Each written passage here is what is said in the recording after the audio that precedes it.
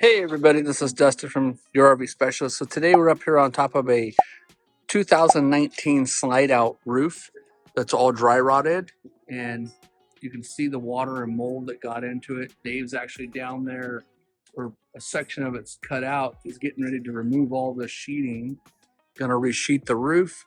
Something I want to talk to you about.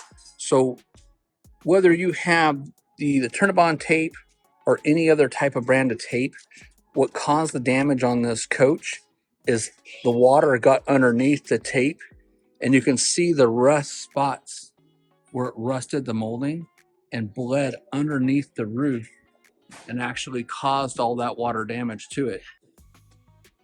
So something else that I'm always talking about with customers is you have this D-bolt seal that's up here on a track, and it's usually screwed in place.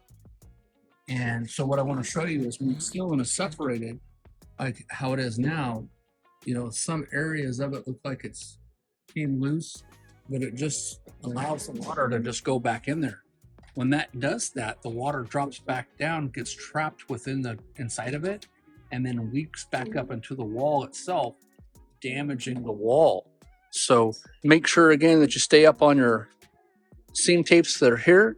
There's also another seam on the inside past this that leaked, as well as these edges. So you can see that there was rust on every one of these screws from water getting in behind it.